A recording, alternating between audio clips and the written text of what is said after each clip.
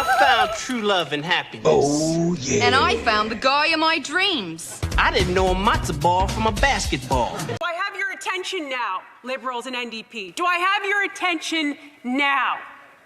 How many kids did you molest with Jeffrey Epstein? In Canadian federal politics, the Canucks are represented by two separate yet unequal groups: the globalists who sold out and the opposition trying to salvage a country. These are their stories. Tonight's debate punctuated what public opinion data has shown us throughout the entirety of the campaign, that these two parties right now enjoy almost historic levels of support. As Nick Nanos likes to point out, the Conservatives at any other election, if they had where they're polling right now, would have won a majority. It's just that the collapse of the NDP has led to gains on the part of the Liberals. And as a result, that really manifested through the debate tonight, where everybody had their eyes pointed, as Mike pointed out, on CARNEY, and Mr. CARNEY was very much directing any opportunity he had to go at somebody at Mr. Poilievre. So I think if anything you can walk away thinking about this debate on, it's that storyline, that narrative of the coalescing of support around these two parties was reinforced tonight. It is really hard to put lipstick on a pig. Everyone has an opinion about Canadian federal politics. Oh, yeah. All right, elbows up. Elbows up. Right, boss. Who the is that guy? WTF. Here, here. Good evening, everybody. I'm Steve Paikin, your moderator for tonight's debate. Each leader has agreed to the following: no notes, answer the questions, stay on theme, stay on time. How much each leader speaks will be counted on these clocks, visible to the leaders and to you at home. This is the 2025 Federal Leaders Debate. Hey, that's something everyone can enjoy. Well, welcome, leaders. Good to be with you here tonight in Montreal for what I'm sure will be a memorable evening. Our first theme is tariffs and threats to Canada, and we will begin with a round of questions. You will each have a minute to answer, and then we'll go to open debate, and the first question goes to Mr. CARNEY. Okay, what is the starting point for negotiations, Mr. CARNEY, with the United States if, as you have stated, our relationship with the U.S. is over as we know it? Well, first, Steve, may I thank you and also thank fellow leaders for their service to Canada, people at home for taking the time to watch. I just want to underscore the premise to your question, because I think the relationship that we've had with the United States, relationship over the course of almost the last 4 decades, which has been one of steady and increasing integration, has fundamentally changed, because the president is looking to fundamentally restructure the trading system. So the starting point has to be one of strength.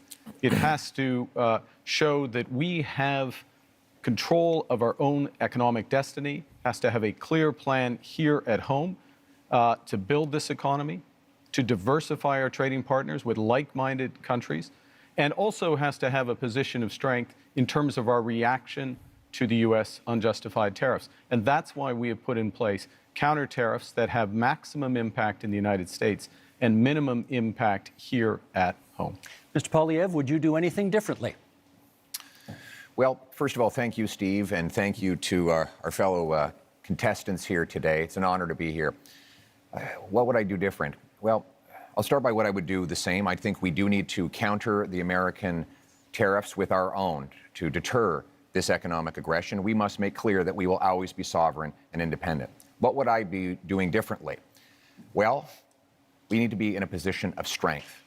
The Liberal government has weakened our economy with anti-energy laws, red tape, and high taxes that have driven $500 billion out of our country into the United States and made us incapable of shipping our resources overseas. That weakness threatens our ability to stand up for ourselves. So what would I do? I would cut taxes, red tape, and approve our resource projects so that we can get our goods to market and bring home the jobs, so we stand up to President Trump from a position of strength. Mr. Singh, you get the next question. Can we trust the United States to work with us on matters such as Arctic sovereignty and defense policy? I think we've seen, first of all, good evening, everyone, and thank you for tuning in, and thanks for the question, Steve. We've seen what, for a lot of people, feels like a betrayal when we look at the United States. I grew up in a border town. I grew up in Windsor. And we saw how connected we were as a city and as a community. People lived on one side of the border, worked on the other. People traveled back and forth all the time. We're in the automotive capital of Canada, and we knew how important it was to be able to build cars in Canada. But we saw that those cars went back and forth across the border. Seeing what Donald Trump did to attack Canada in this unprovoked way without any justification really felt like a betrayal. And so Canadians now are right to say, well, we don't really trust Donald Trump at this point, and we can't really have a lot of faith in him. So when it comes to our Arctic sovereignty and our security, we need to make decisions that are in our best interest and no longer be so dependent and so reliant on the U.S. And that's what I would advocate for, making sure we are resilient, independent, and less dependent on the United States. Monsieur Blanchet, for you, what supports would you want to see for industries affected by tariffs, many, of course, of which are in Quebec? Many of them. First, be all welcome in Quebec and Montreal. You have me because I try not to speak English in Montreal.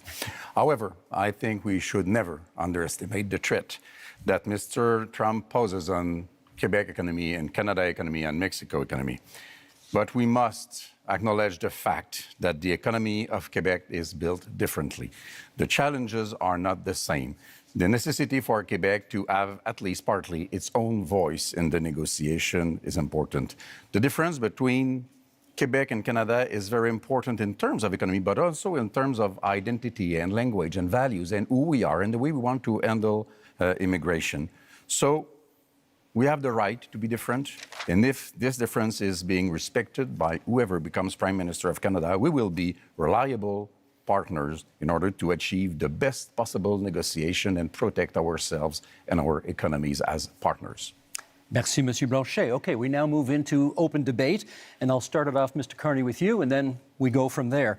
Do you still support dollar-for-dollar tariffs, even if they ultimately threaten Canadian jobs and businesses?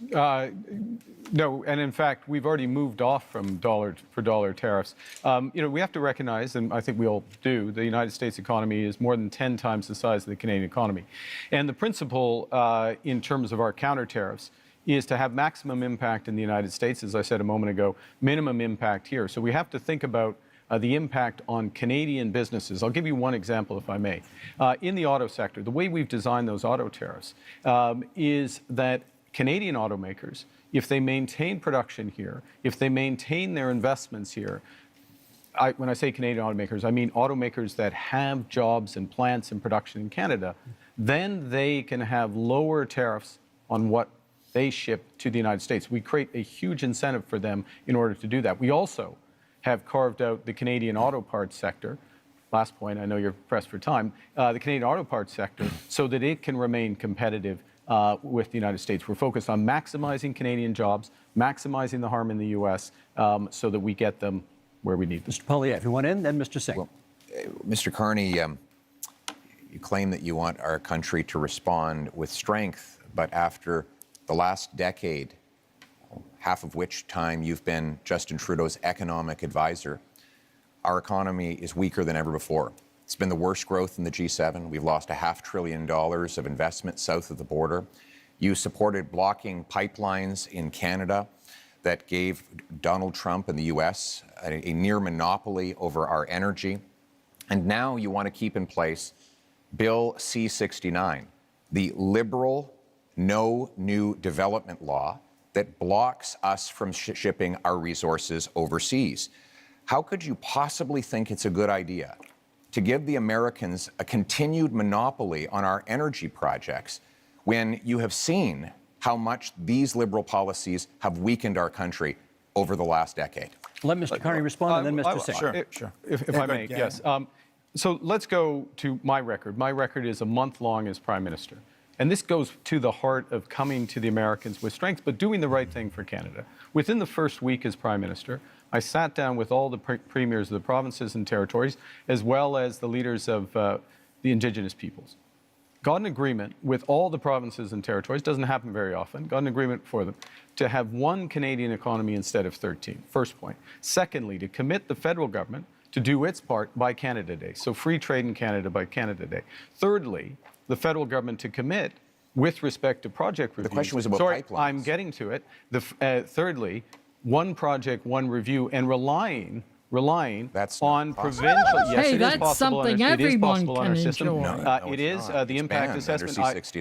It is agreed on under the impact assessment framework, and we have a cooperation agreement with British Columbia already. We're looking forward to them with the other provinces. We will move forward. Of course, we agree around having a strategic response to the United States. But what I'm concerned about is what we're doing here in Canada. We are already seeing threats to our country in that just the threats alone of the tariffs have meant Canadians have lost their jobs. The threats of the tariffs that are in place right now, the impact of those tariffs is that we've lost jobs in steel, aluminum, and the auto sector. People are already losing their jobs. And while, Mr. Carney, you had time, as you mentioned, not very long time, but as Prime Minister, you showed us your priorities. The first thing you did is you had traveled, you made a tax cut for millionaires, which was reversing on the capital gains. So you gave a tax cut to millionaires, but you didn't have time to increase the amount that workers get on EI. Right now, workers who are struggling and wondering, what am I going to do if I lose my job? Workers who've lost their job are saying, how do I pay my bills when EI only covers half of a worker's salary? Maybe 40 years ago that would have worked, but right now most workers are spending their entire salary just to pay the bills, to pay their mortgage and their rent, and to put food on the table. So EI is not good enough, and it shows Canadians that you didn't make it a priority to protect those that are impacted by these tariffs, that are threatened because their jobs are lost. We have not heard from Monsieur Blanchet yet in this segment, so please. Yeah, Mr. Carney, you are becoming a real Canadian leader, saying one thing in French and another one in English. You said in British Columbia in February that you would force oil and gas through pipelines through Quebec, either we wanted it or not. You would use emergency powers in order to do so. And 2 days later in Montreal, you said that you would never do that without the approval of Quebec. What's the point of using emergency powers if you do have the agreement of Quebec? However, I do agree with you. It's important to be very strong in front of Mr. Trump. However, I would keep the dollar for dollar policy. Don't be weak in front of Mr. Trump. And those counter tariffs have to be targeted. You have put out already $2 billion for Ontario auto industry, car industry, and the lumberwood industry in Quebec has already paid to United States $2 billion, and you have not raised one finger in order to help us. Let's get from Mr. Poilievre and then a response from Mr. Carney. Well, Mr. Carney refused to answer the question about pipelines. Just the other day, he said that he doesn't necessarily think we need to build pipelines. Let me tell you what that means. Right now, the Americans get 97% of our oil, 100% of our natural gas exports at big discounts. We have to send Canadian oil from Western Canada through the States just to get it back to Quebec because we don't have a pipeline. And now there's this law, Liberal Law C-69, which effectively bans pipelines. The 14 biggest energy and resource companies say it has to go if we're ever going to build another project. And I asked Mr. Carney why he would keep in place this anti-pipeline law that effectively empowers Donald Trump to have a total monopoly on our single biggest export. Why would you not repeal this Liberal law? Isn't it because you are exactly the same in the same line as Justin Trudeau and the rest of the Liberal team that is now making up your cabinet? Let's get a response. Well, let me pick up a couple of points that have been made. The first thing I did as Prime Minister was to cut the carbon tax. That's the first thing. Second thing is made a commitment that all proceeds from our tariffs will go to workers and those companies most affected. There were several points raised. Nothing so far. If I may, Mr. Steve, if I may address, I'm trying to do it quickly because several points raised. All proceeds go to workers and the firms most effective, and those proceeds are considerable. Third thing, I'm interested in solutions. I'm interested in getting energy infrastructure built. That means pipelines, that means carbon capture, storage, that means electricity grids. And here's how you do it. And we've already moved in the first month. Cooperation agreements with the provinces. Guess what? We are a federation. You need to cooperate with Quebec. You need to cooperate with the provinces. You need to get First Nations and Indigenous people buy-in. You can do that through the one project, one review window that we put in place at that first ministers' meeting. as well as, if necessary, using emergency powers to fulfill the federal responsibility, but not the unique. Mr. Poilievre, you want to come back on that? What you're saying, Mr. Carney, with respect, is a total contradiction. The No New Development Law, C-69, guarantees there will not be one-stop shop because it requires the Government of Canada to actually duplicate the same project. Have no regulation, have one-stop shop. Mr. Singh, over any energy Mr. Singh, we just got to let him finish his sentence. Let's just let him finish his sentence. That is not true. In fact, Mr. Singh, the reality is we should have strong rules enforced once. We shouldn't have multiple levels of referral that it takes now 17 years to get a major project approved in this country. That is why in the last 10 years we've had the worst economic growth in the entire G7. We cannot afford a fourth Liberal term. We need a change, and the Conservative plan for a change will include repealing the anti-pipeline law so we can get our energy to markets other than the United States. Mr. Singh, then Mr. Carney. Hey, that's something everyone can enjoy. I think what we need to do is, I mean, it's clear. The Liberals bought a pipeline. They built a pipeline. I don't know what Pierre is complaining about. That's what they did. I think what we need to do, if we're talking about energy in our country, we need to build an east-west grid. Let's use our power as a nation to build a national project that creates good jobs, that strengthens us for the future, where we connect the low-cost energy from jurisdictions and provinces across this beautiful land and have low-cost energy for businesses, for people, so we can build a stronger economy. That's the energy of the future that we need. Mr. Carney. 3 quick points.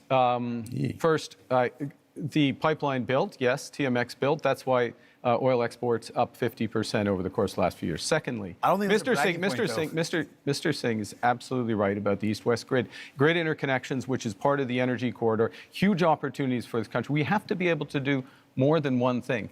Third point, fundamental point. We can give ourselves far more than Donald Trump can ever take away. If we have one Canadian economy, not 13, and if we just look at that agreement we got with the provinces, look at what Ontario and Nova Scotia have just announced in terms of their steps towards this. This is within our grasp. Monsieur Blanchet, what should we be prepared to concede in our negotiations with the United States?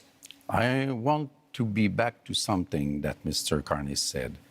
You can't do something and the opposite, and you can't fill people's mind with nonsense. Quebec has, by law, its own environmental review institution, and you cannot, through a federal decision, even through a Quebec government decision, go over the BAP, as we call it. If the BAP says no, it's no. I know. Good. I know. Let's but this keep is that in mind. This is the point. This is, if I may, this is the point. The federal government can do the following, which is to take the decision to abide by the decision of the Quebec BAP. That is within the federal government's power. That is known as cooperative federalism. That's what we need to do. And do you understand one other point fast? This is what we need. This is what we need to do in a crisis. Brève Moïse, and then Mr. Poilievre. Yeah. The building of those pipelines will take at least 10 to 14 years. Mr. Trump will be 90 years old, not president no more, and somebody of course, less terrible will be there before you can even dream of having oil through this pipeline of yours. We're less than a minute to go. Mr. Poilievre, I promised you next. Listen, after the last 10 years of Liberals blocking pipelines and killing jobs. Sounds wild when you say that. We actually need to get things done. We need a change, and our Conservative plan for change will repeal the No New Pipelines law. It will create a true one-stop shop, set up shovel-ready zones with pre-permitting so that we can approve LNG liquefaction export plants, mines, pipelines, nuclear plants, and also hydroelectric dams so that we can generate the power we need to be strong, self-reliant, and stand on our own 2 feet for a change. Last quick word to Mr. Carney. Okay, quick word. Bringing it back to what we were talking about, which is tariffs, the threats to Canada, how to negotiate. We need these options. We need these options to build domestically, to build one Canadian economy. We need to act. We need to diversify our trade partners. And that is will our give us time in strength this segment. to the U.S. That is our time. Okay, you know my job tonight. I got to be the heavy guy here every now and then, making sure everybody comes to time. And I'm keeping an eye as well on making sure that everybody gets rough justice over here. That concludes our first section and our first debate. Up next, affordability and the cost of living. Our goal is to double the pace of housing construction. It will lower your bills, build homes you can actually afford. Il faudra parler des entreprises du Québec, des travailleurs du Québec, des aînés du Québec. A big, powerful bring it home tax cut on work, investment, energy, and home building. Okay, leaders, same idea, one-on-one questions followed by open debate format. And Mr. Poilievre, you get the first question this time. Many provinces, including some provinces with Conservative governments, have ambitious housing targets, none of which have been met. Why do you think your housing plan will be any different? Let me start by talking to the young people of the nation and those who are aspiring to home ownership. You know, it was only 10 years ago you could buy an average house for $450,000. But in the last lost Liberal decade, housing costs have doubled, rising faster than in any country in the G7. And so now our youth cannot afford a home, and our seniors are worried about being evicted. We can't afford a fourth Liberal term of rising housing costs. We need a change. And our Conservative plan for change will, 1, axe the federal sales tax on new homes. 2, incentivize municipalities to cut their construction taxes to bring houses down in cost by $100,000. 3, sell off federal land for homes. And 4, train up 350,000 young trades workers who can help build those homes. Because you deserve a home, and we're going to make it happen for a change. Also on the issue of affordability, Mr. Singh, you get the next question. How do you bring down grocery prices in the midst of a trade war? I appreciate the question. This is a big concern. When I talk to Canadians, they tell me they're really feeling squeezed from the cost of living. That's one of the top things that people tell me about. People are saying, I can't afford to buy groceries. Every time I go to the grocery store, it's just ongoing worry and this feeling of anxiety that can I actually afford the things that my family needs? On top of that, people are worried about the cost of homes. I think those are the two biggest things I hear. So we can do things about this. Other countries have taken concrete steps. We can put in a price cap on food essentials. France has done it, Greece has done it. To great success. It's brought down the cost of food significantly in both those jurisdictions. We can also ban corporate landlords from buying up the affordable homes to keep homes that are affordable. We can make things better for Canadians, but it requires having the courage to take on the powerful corporations that are ripping you off, that are price gouging you. And we know that price gouging is one of the major reasons why food prices are going up. You're never going to hear Pierre Poilievre or Mr. Carney talk about the fact that these are the corporations ripping you off. Thank you, Mr. Singh. That's time. Mr. Blanchet, I want to ask you about old age security, which will soon cost this country $100 billion annually. We understand you would like to expand it.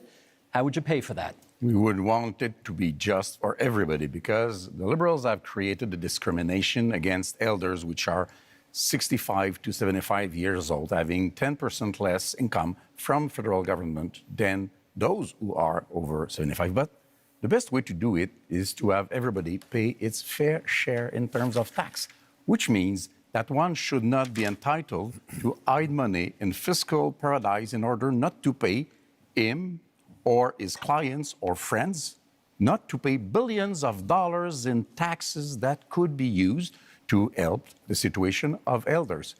Those are things which are supposed to be applied to everybody. There are a lot of questions to be answered about that. Other ways to do it is to reduce the pressure on housing price to make sure that the whole budget of elders and families and workers can afford houses which have increased dramatically in price. Merci, Monsieur Blanchet. That's time for this one. Mr. Carney, I want to ask you about housing, which over the past decade has gone from a problem to a crisis while the Liberals were in power. Is your policy on getting homes built any different from your predecessors, and how?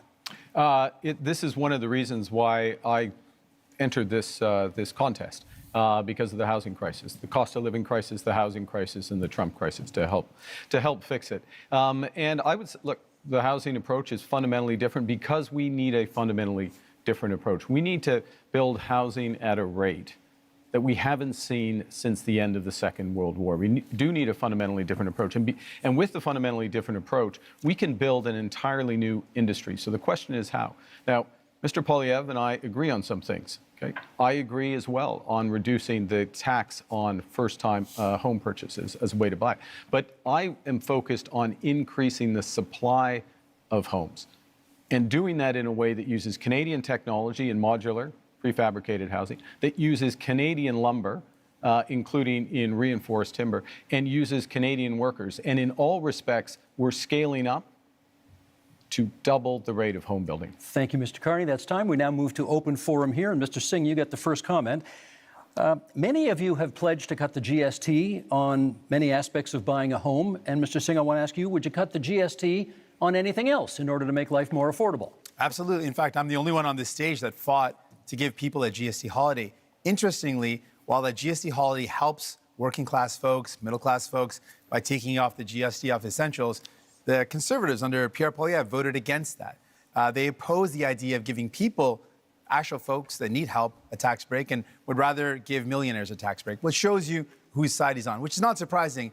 But what is surprising is that Mr. Carney also said that giving people a break on their GST is a bad idea. Mr. Carney, why do you think giving a tax break to capital gains folks that earn more than $1 million is a good idea, but helping a family afford their groceries, helping people afford their bills for their internet, their cell phone, their home heating, giving them relief to take the GST off those is a bad idea, but giving a tax break to people who really only earn over more than $1.4 million, that's somehow a good idea. Okay, you went after that's your numbers. You went after Mr. Poilievre first, so I'm going to give him the first shot to respond. Well, Mr. Carney, the reality is that housing costs doubled under the Liberal government. While Justin Trudeau made exactly the same promises that you are now repeating today. He promised that he would double home building. In fact, home building went down. He promised that he'd reduce the cost. In fact, it went up. And here we are. Mark Carney is asking for a fourth Liberal term, repeating the exact same Liberal promises that priced you out of a house. Just a few weeks ago, before the election, the Liberals voted against taking the GST off new homes, and they have continued to build up bureaucracies that block construction. We need a change so that you can afford a home, and our change will be, again, to axe the sales tax on new homes, incentivize municipalities to speed up permits, free up land, and cut development costs. Train up 350,000 young people who can be in the trades to build those homes and sell off the land that is going to be needed in order to build homes. That is a real plan for you to own a home and afford your life for a change. Mr. Carney, they're coming at you from both sides. What do you say? Okay. I know it may be difficult, Mr. Poilievre. You spent years running against Justin Trudeau on the carbon tax, and they're both gone. Okay, they're both gone. And we're in a new impersonation of them with the same policies tonight. Very different. Look, I'm a very different person from Justin Trudeau. Focus is on results. Were you his economic advisor? And so how to drive results in the housing market, you've got to change the model of building. You've got to increase the financing for housing developers, $25 billion on the table for those housing developers, $10 billion for deeply affordable homes, cutting development charges in half, lowering the cost of the building of those homes by 20%, and lowering the emissions and the run costs of those homes by another 20%. This is how you drive affordability. This is how you bring young people back into the housing market. Exactly what Trudeau and then Mr. Singh. You claim to be very different from Mr. Trudeau. Now, the point is to show that you are any better than Mr. Trudeau. You claim to have a lot of experience in many things, and you know things. Last time we had somebody saying that they knew things, it was the senators, and they killed the law that protected supply management because they knew better than us and were elected by nobody, exactly like you are today. You say that you are a great crisis manager. Which one? I heard of nothing. As far as I know, Brexit happened, even if you were against it. You say you are a great negotiator. What have you negotiated but fiscal paradises in Bermudas or Cayman Islands? You have to prove something, and you have to reveal what you own in those companies if you want people to believe you. Mr. Singh, you wanted to... Yes, returning to the topic of housing. Now, it's very important. Obviously, we need to build homes that people can afford. Mr. Poilievre had the opportunity to show us what he could do. He was the Minister of Housing under Stephen Harper. And during that time, guess how many homes he built? He built 6 homes during that entire time. This is not something you can trust to build homes. He built 6 homes. 200,000. And this has been confirmed again and again. He built 6 homes. That's it. Now, the problem, though, with Mr. Carney as well, he's laid out a plan. The problem is that when he was the chair of Brookfield Investments, this is a company that made a strategic decision to buy up affordable homes in cities like Toronto where people were paying a decent rent. And they purposely bought those homes, kicked out the tenants, and jacked up the rents. That is not someone you can trust, sadly, to deal with the housing crisis when, Mr. Carney, you profited off of it. We're going to get responses here. Mr. Poilievre first, Mr. Carney second.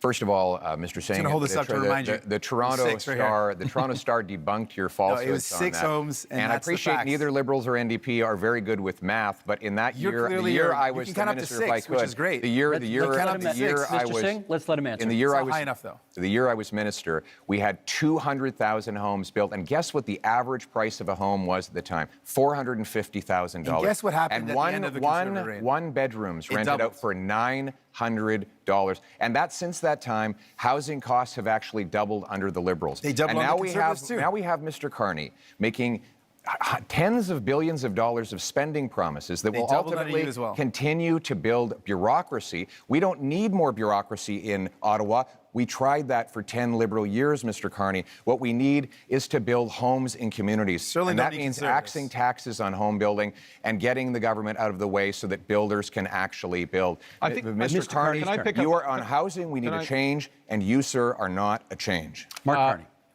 I'm going to pick up on, I thought that answer was quite revealing. The first thing is that it's an attitude towards housing that absolutely ignores affordable housing, deeply affordable housing, issues with vulnerable people, ignores the rental market, ignores all other aspects of it. So the 6 are the relevant. Mr. Singh is absolutely right. The 6 are the relevant. 200,000. The 200,000 are a different part of the housing market.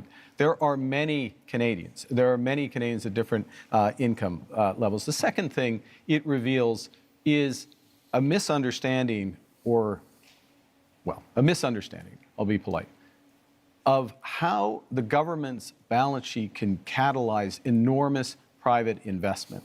And that is what we need to do to solve the housing crisis. It happens to be what we need to do as a whole to address the economic crisis that's been forced on us by President Trump. Mr. Blanchet? Yeah. You have spoken much more than I have, so I won't ask a question. I will make a statement instead. I'm not saying that you cannot do what you pretend that you are able to do. We just have no proof so far. I'm saying quite clearly that you cannot be entitled to do it alone. You cannot be entitled to hold all the power in your 2 hands. You cannot go out there and fix things for Canada and Quebec without being seriously checked by serious people.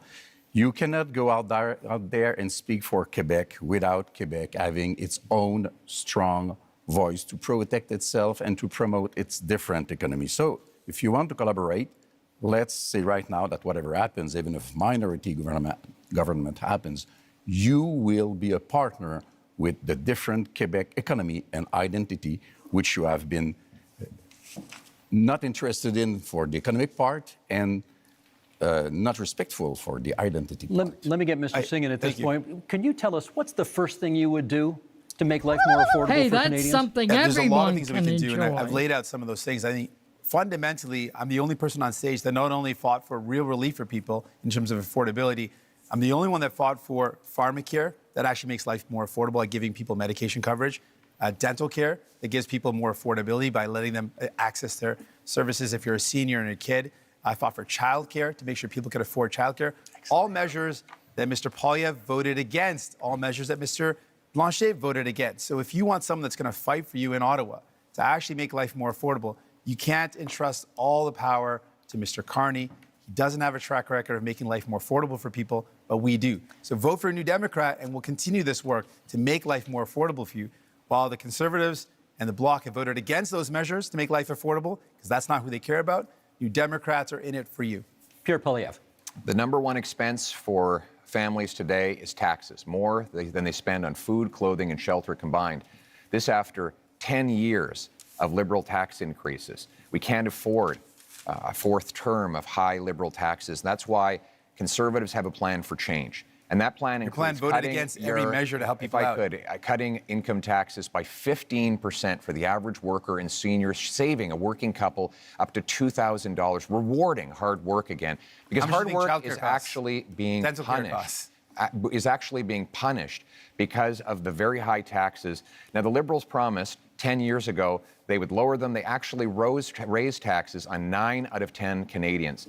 We need a change in this country because your hard work should once again pay off with a powerful paycheck that buys you an affordable home so you want to save on people a safe $2,000, street, and that's what we will deliver. You want to save people $2,000, but cut their dental care, which is thousands of dollars. False. Cut their child care, which is thousands of dollars. Cut pharmacare coverage, which is thousands of dollars. False. That's not a very good math deal right there. You're going to save people $2,000, but cost them tens of thousands of dollars.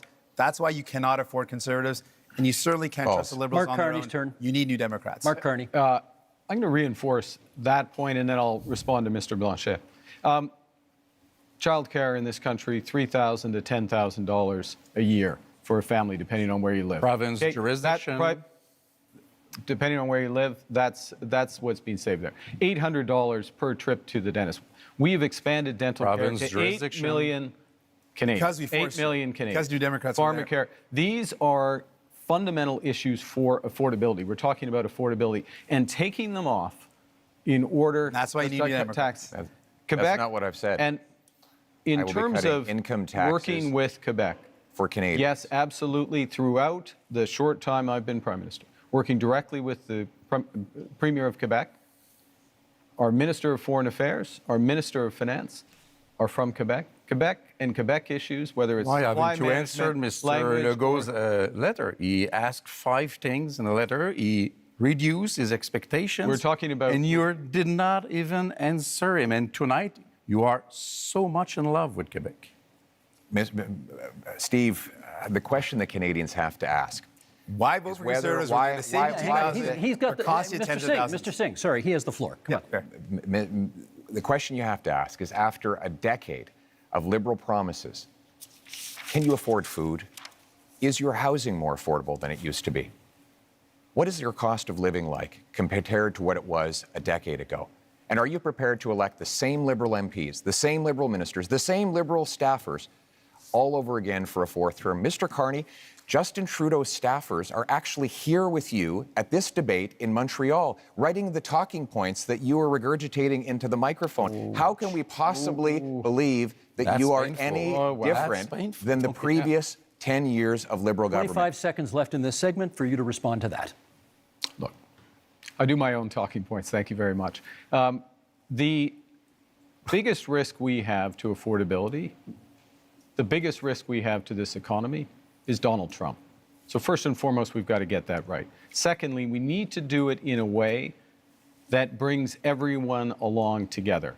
That means preserving pharmacare, dental care, child care, reinforcing health care, spending our intrusion in Quebec jurisdiction over and again. I like if we're any better than we are. The clock is there on zero. one thing Canadians can do that Quebecers cannot do? You are doing intrusions in our jurisdiction with our money, pretending you are better, and most of the time you try to copy what we did with our own money against us. What's that as a policy? Don't you have your own things to care about? That really is time for this segment. I wanted to be polite and let everybody finish their points, but I'm far beyond, we got to move on. I took the liberty. Thank you. Okay, that ends section 2. Up next, public safety and security. Fight crime, to protect Canadians, and to build communities that are safe, secure, and strong. Keep crime, drugs, stolen cars, and other illegal substances out of our country. We're going to invest in our borders, and that means hiring more border officers. Resources are in short supply, not enough staff. This is not the nice way to treat people who come to our border. Okay, same format, one-on-one questions and then open debate. Mr. Blanchet, you get to go first in this one. Public safety and security. For a lot of people, that means the fentanyl crisis. I'd like to know what you could contribute to ending that crisis in this country. The fentanyl crisis is a very serious issue, which is a bit less important in Quebec than it is in British Columbia. I think the whole border thing is the real issue. Immigration is a very important issue for Quebecers. Immigration has to be dealt with in an orderly fashion. Our borders are not dealt with in an orderly fashion. The rules are not respected. The rules are unclear. Some rules even invite people to hide for 2 weeks illegally before coming out. Some things has to be done. The situation of one person asking for asylum may take as much as 4 years without us reducing the number in order to deal with them in a human way. The services for every citizen in Quebec are being reduced because we cannot afford the fact that we are receiving much, much more people in Quebec from this specific type of immigration than we can afford, and we cannot teach them French. That's time, Mr. Blanchet. We can, of course, return to the immigration issue during open debate, should you choose to. Mr. Carney, question for you. The Liberal gun buyback policy, not considered a success by many people. Reviving it is in your platform. Yeah. Why would it work this time? Yeah, I think, well, what we've seen with that policy is some success at the commercial level, but not at the individual level, because it hasn't been, in my opinion, it hasn't been organized properly, and it needs to be organized public safety in order to do that.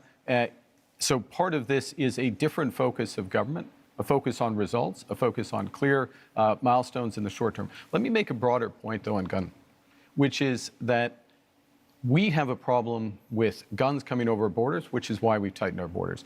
We have an issue, though, with a gun industry that is continually coming up with new forms of assault rifles, mass killing machines. We banned over 2,000 of these. Every single time there has been a vote in the House of Commons on gun control, Mr. Poilievre has voted against it. You can't be tough on crime unless you're tough on guns. Mr. Poilievre, you can come back on that in the open debate if you want to, but my question for you in this segment is, Indigenous people are statistically overrepresented in our correction system. Are you concerned that your tough on crime platform will make that worse? I'm concerned that Indigenous people are disproportionately the victims of crime. I give you the example of a wonderful group of Indigenous people who came under attack in Saskatchewan, and many of them were murdered. Killer was out of jail after 60 prior convictions. This is the result of 10 years of Liberal laws that allow the same offenders to be released dozens and dozens of times, even when it's known they are a danger. We can't risk a fourth Liberal term of soft on crime policies. We need a change. And the Conservative plan for change will bring in a 3 strikes you're out law. 3 convictions for serious crimes, you go to jail for at least 10 years, maybe for life, no chance of parole or bail. We will bring in life sentences for traffickers of fentanyl, human beings, and guns, and we will secure our borders to keep the illegal guns out. Thank you, Mr. Poilievre. That's time. Mr. Singh, your question is about the RCMP, because you've got RCMP reform in your platform. What, in your view, is the problem with the RCMP? Well, some of the basis for this is the concern that's been raised in more rural communities and northern communities that there have been some serious concerns about violence or inappropriate use of force when it comes to the execution of their duties. We want to make sure that we've got a top-tier police force that provides security and safety to those communities in a way that's sensitive and understanding of the communities they're serving. I also think what's very important is for Indigenous communities, Indigenous policing. This is an area of deep concern. I think everyone in our country should be safe. You should be able to be safe at home, safe when you go to work, safe if you take public transit, safe for your kids to be able to play in the local playground, and that's something I'm committed to. The other area that I'm focused on when it comes to public safety is making sure we prevent crime before it happens, and that's why we want to see increased investments in our border security. We saw under the Conservatives, they cut 1,100 border officers in one day. So that prevented our ability to keep our borders safe. That stops those materials from coming into the country. Mr. Singh, that's time. Not sure it was about the RCMP, but maybe we can get back to that during the open debate segment, which we go to right now. And Mr. Poilievre, you get the first word on this one, and it sort of dovetails on the last answer you gave, which is, You have pledged to be the first prime minister in this country to use the notwithstanding clause, setting aside charter rights of, as you call them, multiple murderers. Why do you think that's necessary? To be clear, I want to uphold the charter rights of Canadians under Section 7 to life, liberty, and security of the person. Right now, that right is violated by multiple murderers who are given discounts. The case in question was a gentleman who went into a mosque and shot dead 6 innocent worshipers. He got, according to this ruling, only one 25-year sentence, meaning he can be out in his 50s. He only serves 4 years for every murder that he carried out. That is outrageous. And I will use the constitutional powers that are created for this purpose to ensure that mass murderers stay in maximum security penitentiary for life. They will only come out in a box. We will also pass tough new laws that prevent repeat offenders from getting out. If you commit 3 offenses under the 3 strikes law I propose, you will not be allowed out of jail until you prove that you are drug-free, that you are behaved perfectly, and that you've learned an employable skill, and you've served a 10-year sentence. We cannot allow liberal crime and chaos to go on terrorizing our communities. What we need is a real plan for change so that we can bring back the safety and the security that Canadians used to take for granted. Let me get Mr. Carney to respond to that. Do you think that's an appropriate use of the notwithstanding clause of the Charter? I think that one of the core responsibilities of the federal government, Prime Minister, is to defend the fundamental rights and liberties of Canadians. And those fundamental rights and liberties of Canadians are outlined in our Charter of Rights and Freedoms, which is 43 years old literally today. I think it's a very dangerous slope to override judgments of the Supreme Court of Canada. In fact, the Charter of Rights and Freedoms exists to protect Canadians from people like us on the stage, politicians who may use their power to override fundamental rights. And the issue in using by the federal government, I'll stop here, is not where you start, but where will you stop? Mr. Poilievre, I should get Mr. Poilievre on that. Is it a slippery slope if you use it in this case? I must say, I would be quite interested too, because Mr. Carney said that he didn't want us to use the notwithstanding clause before adopting a law. And yesterday he said that he felt that it was wrong to use the notwithstanding clause after a law is adopted. So if we cannot use it before and we cannot use it after, it means that Mr. Carney believes that we should never use it. But it is very important. And the Ford case made it clear. The Constitution says how it should be used, but never how or what we will do with it, because it's the prerogative of the provinces. So do you want the Supreme Court to overrule another judgment of the same Supreme Court because you don't like it? Because that would be being the hell of a politician as you define them. Well, let me just start by saying, first of all, thank you. I just started by saying, let's not let Mr. Poilievre get away with making this ludicrous claim that anyone on this stage thinks that violent crime should get a less severe penalty. Obviously, that is not a special position that he's taking. Everyone agrees that horrible crimes should have horrible sentences. Judges are equipped to do that, so don't let Mr. Poilievre's rhetoric confuse people. Obviously, everyone agrees that if someone does something horrible, they should pay a horrible price for it. There should be appropriate sentence that's put in place by a judge. But what I'm concerned about is all of what Mr. Poilievre is talking about is after the fact. Now, there's heinous things that happen, and there needs to be severe penalties put in place. But we also need to keep communities safe. And that's what my focus is. Well, how do we stop crime before it happens? Much of the violent crime that's committed is committed by illegal handguns and firearms that come across the border. Now, Mr. Poilievre has admitted that as well, that it is illegal handguns and illegal weapons that are used in violent crime. So our plan is, let's stop those illegal weapons getting into our country in the first place. And the way we do that is by having stronger border security officers and having more people on the border. Mr. Pierre Poilievre, when he was in power in the Conservatives, they cut the number of border officers. They reduced the number, weakening our borders. Keeping an eye on time can't trust them Let's to get do back these to type of Mr. things. Poilievre on the issue of whether, in using the notwithstanding clause under these circumstances, would be a kind of a slippery slope and encourage politicians to use it more? No, we will use it to protect the charter rights of law-abiding Canadians. I'm interested in the rights of victims. Mr. Carney seems to be very interested in the rights of criminals. He says that it's dangerous for me to ensure that mass murderers stay behind bars for life. You know what's dangerous? Turning them loose on our streets.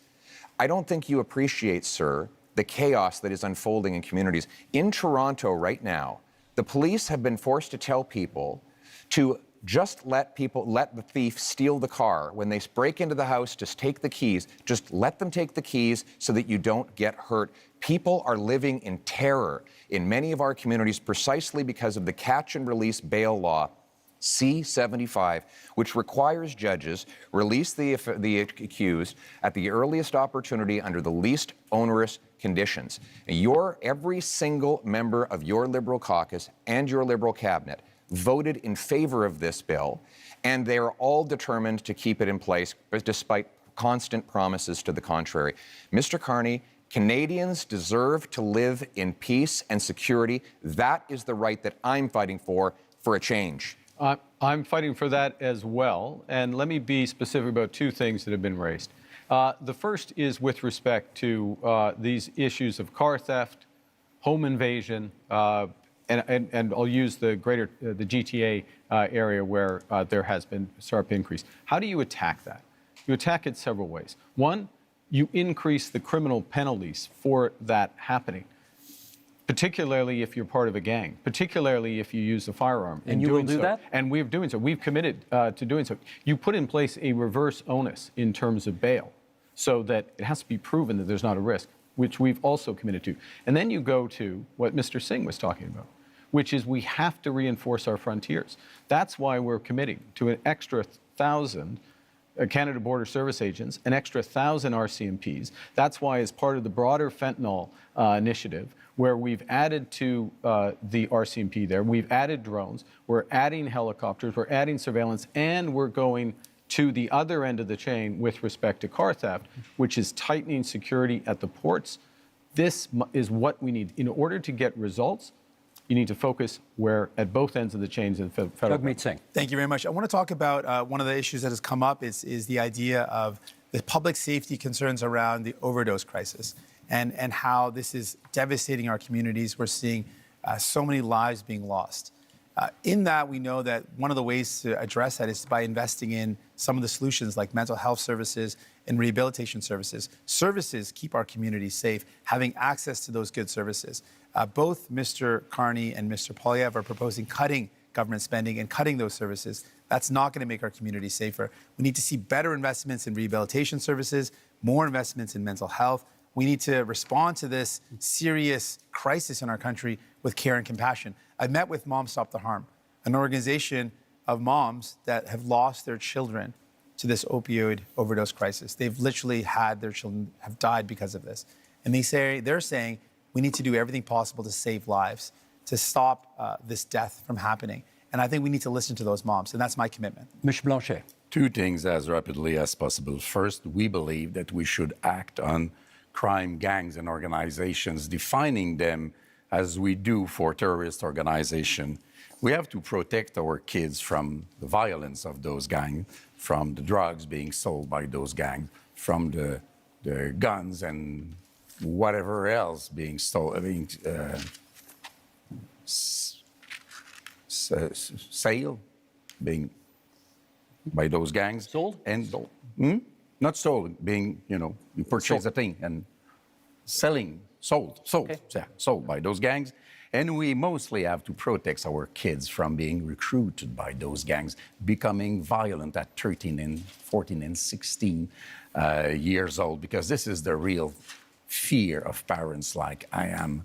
This is a very dangerous situation. I want to come back to immigration because we said that we would come back to immigration. Do you remember the Century Initiative, a sad memory? Officially, they said that they had not considered Quebec difference. They had not considered Quebec language. They wanted Canada to be a 100 million people country by the end of the century. Mr. Barton told me himself that he had not even thought about the Quebec difference in that analysis. And one of his closest collaborators is now a close counselor to Mr. CARNEY, which seems to be part also of that kind of project or ideology. So it is impossible for Canada to have all those people come into Canada. It is impossible for Quebec to receive all those people. And in Quebec, we have the language and values and secularity of the state issue, which is very important. So I say, pause, pause, pause. Let's do things properly. Let's receive migrants in an orderly fashion and successfully as a measure of respect for them also. Mr. Poilievre, you wanted a word. I speak to families all the time who are terrified by the scourge of drugs and illegal guns. And we know those guns are not Grandpa Joe's hunting rifle. So when the Liberals try to ban hunting rifles, they're really going after the wrong people. 90% of guns that come in that are used in crime are smuggled illegally over the porous, Liberal-run borders. The border, and that's why cut the police, the border officers. It's not true. And that's you why literally the police, cut the border officers. The police in the actually, facts. if I could, the police actually endorsed me. Again, the police in Barrie, in Peel, in Sault Ste. Marie have all endorsed me because they know that I will go after the gun smugglers and criminals with 2,000 extra frontline border guards that will stop the guns After you from cut coming them, in. now you want to hire But unlike the Liberals and NDP, I will not ban hunting rifles. The Liberals want to protect. Never wanted to ban I want to them. protect Canadians from criminals. The Liberals want to protect turkeys from hunters. I think we know which one makes the most Mr. Carney, sense. quick intervention, Mr. Carney, and then I got a question for each of you before this segment's out. Okay. We absolutely fully support hunting rights of hunters and Indigenous Canadians. But I want to raise an issue, which is a serious issue, talking about safety. There are people, we're in Montreal, in Toronto, across this country, who fear going to their synagogue, fear going to their community center, fear taking their children, leaving their children in school. And this has to stop. This is it's totally unacceptable. So what we're proposing is to make it a criminal offense to threaten or to impede anyone from being near or going to their place of worship, their school, their community center. This, it pains me that when we have to do it, because this is not what we should be doing as Canadians, of course, but we will put that in place. Let me respect. And this is a fundamental issue with respect Let me to get any 10 seconds from each of you before this segment's out on what you perceive to be the biggest security threat to Canada right now. 10 seconds each. Mr. Poilievre. The physical security threat to our country is the rampant crime wave that is running out of control. After the last decade, we had a 116% increase in gun crime. We need to lock up the criminals. I got to hold you to 10 seconds. Mr. Carney? Well, we're in a security section. I think we didn't have a chance to talk about anything internationally. I think the biggest security threat to Canada is China. China, you say? Yeah. Mr. Singh? Biggest security threat, illegal guns and drugs coming across the border, and cuts to services that would make our public safety and security even worse. Last word to Monsieur Blanchet. The fact that neither Quebec or Canada is able to protect itself and that we are still dependent and entirely dependent on Americans to protect us. Okay, that is the end of that section. Gentlemen, up next, energy and climate. Improving pipelines, getting things built, unleashing production. We are unlocking major infrastructure projects, including in conventional energy, oil and gas. We're speaking thousands of dollars a year for each family to pay for the damages of climate change. We can absolutely build important projects like an east-west energy grid. Energy and climate change. I know how much all of you love talking about pipelines, so here we go. Mr. Singh, to you first. Should Canada build new pipelines to get our oil and gas to market? Well, it's not an approach I favor with public money. There's not any projects that are on the table, so it's not a specific project to look at. I favor, when it comes to the environment, building an east-west energy grid that connects low-cost energy and allows for families to reduce their electricity costs. But let's put this all in context. We're talking about what our energy solutions are in the context of a climate crisis. And we're not just talking about a climate crisis in the far future. We're living it right now. I remember I met a mom a couple of years ago before I had kids who told me she was worried about taking her kids out on some days because of the forest fires in BC. It meant that it was unsafe for kids to go outdoors. Fast forward to when I became a parent, just a couple of years after that, And I literally worry about the same thing. The forest fires we saw a couple years ago meant that many places that didn't see this before saw days where there was such smoke in the air that it was dangerous for kids. We've seen extreme weather, forest fires, heat domes, floods impacting us. We've got to do everything we can to protect our future. Thank you, Mr. Singh. That's time. Mr. Poilievre, where does fighting climate change land on your list of priorities when it comes to expanding energy opportunities in this country? It lands within our priorities of bringing home jobs while bringing down emissions around the world. Look, the reality is that if we push production out of our country to more polluting countries, it actually makes the problem worse. But that has been exactly the Liberal approach with the anti-development law C-69, blocking of 15 LNG export plants over the last 10 years. We have seen more of those jobs go abroad. I want to bring them home. My plan will be to approve, for example, natural gas liquefaction and export. If we sent our gas to India, for example, to displace half of their demand for electricity, we could reduce emissions by 2.5 billion tons, which is 3 times the total emissions of Canada. That's the way we bring emissions down and jobs up. It's common sense, and now it's time to bring it home. Thank you, Mr. Poilievre. The next question is for Mr. Carney. How would your government fast-track pipelines and mining projects while also following the Supreme Court decision that requires consent of Indigenous communities? Well, I think the first thing, and this goes back a bit to where we started, which is recognizing that we are in a crisis. We need to act with maximum force, and having a process and a consultation, but a consultation with a purpose, which is to identify those projects, those investments of national interest that are really going to move the dial in terms of growth, jobs, energy security, while being consistent with long-term competitiveness, which necessarily means lower carbon. And so part of that process is ensuring that First Nations, Indigenous peoples, are there from the start. It also includes their ability to participate fully in those projects, and that's why, and I know I can tell, like, you've got to tell on when I've gone on too long, so I'll finish up, which is, that's why we're doubling, our proposal is to double the Indigenous Loan Guarantee Program to $10 billion. What does that actually mean? It means an ability for them to invest equity in those projects Carney, and be full partners. Thank you. My tell is my clock, and my clock is at 0, so that's how it goes. Monsieur Blanchet, do you still oppose pipeline construction in Quebec, even though a majority of Quebecers now apparently say they support it? We will know about that when we have held the debate about that, which has not begun yet. We are just beginning it.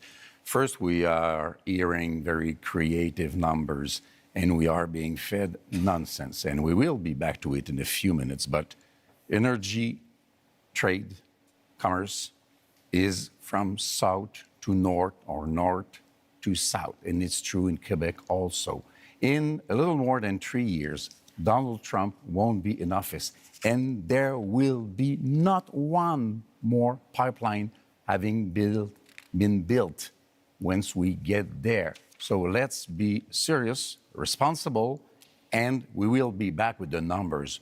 We don't want to pay in Quebec for such monstrosities which will provide us with nothing. We now move to open debate, and you all will get a chance, or have had a chance, to get the first shot at this. And Monsieur Blanchet, it is your turn to get the first shot. Canada has a substantial supply of critical minerals, which are in high demand. Are you in favor of allowing these minerals to be mined? Of course. It has to be done properly. Quebec has probably the most important clean phosphate reserves in North America. In Saguenay-Lac-Saint-Jean, it is very important. It has to be exploited. This is the best way to use Paul Saguenay as an infrastructure that we need. We have lithium. Everybody needs lithium. Transportation has to be taken from oil to clean energy. This is what we want to be working on. It is part of the specifics of Quebec economy. So we are in favor of that. But we don't want to pay for the $30 billion which have been spent on oil and gas by the Liberals last year. It's $7 billion from Quebec. We don't want to pay for the $40 billion which have been spent by the Liberals on Trans Mountain. It's $9 billion from Quebec. Those are $16 billion, of which not $1 has been spent in Quebec to develop a lot more power and wealth for Quebecers with our own money. We need to let the leader of the Liberals respond. Well, actually, I was going to pick up on the enormous opportunity that exists in Quebec, exists in Ontario, exists in the north of Canada, really exists across this great nation in terms of critical metals and minerals. We are have one of the biggest resources in this country. And this is, it's not just an enormous economic opportunity, it is a strategic opportunity for Canada. So we have to make a decision, not just to develop it, but how do we develop it and who are our partners for it? Do we become more dependent on the United States, which is what they want? By the way, President Trump this week said he might put a tax on critical metals and minerals, just showing again the unreliable. If I may, and so the discussions to negotiate. So if I may finish. Let's let him finish. Let me finish. So the opportunity includes in Europe and includes in Asia as our partners. Last point. In order to get it done, we'll put in place a first and last mile fund. So these projects are connected to road and rail so they can go quickly to market. And we will have all of the other fast tracking measures in place that I talked about earlier in terms of capital, timing, approvals, so that we can move quickly, we can be stronger at home, better. Always with the approval of Mr. Singh has the floor. We should absolutely take advantage of the fact that we've got incredible amounts of critical minerals in our country. And the way we do that is with any energy project or any project of this nature, make sure it's got the local community buy-in, it creates good jobs in communities, make sure we are meeting all our environmental needs, and we work with Indigenous partnership. And so I absolutely agree with that. I want to build on something Mr. Blanchet mentioned about the investments that this country has made. What I found very troubling is that the past number of years, the Liberal government record is one where we have spent the most subsidies compared to any other country in the G7 on subsidizing oil and gas. These are highly profitable companies. You voted for it. I think that's the wrong thing to do. We fought against it again and again. No, you voted for it. And then the Liberals have continued to do it. And so my question really to Mr. Carney is, will you commit to ending oil and gas subsidies? Yeah. We should be using that to invest in people, not giving it to highly profitable oil and gas companies. Yeah, we talked. I promised Mr. Poilievre the next. We'll come back and get that question answered. Mr. Poilievre. Well, Mr. Carney, you point out that Donald Trump has a wrong-headed idea of putting a tax on our mines and our industry. And that is wrong. But so do you.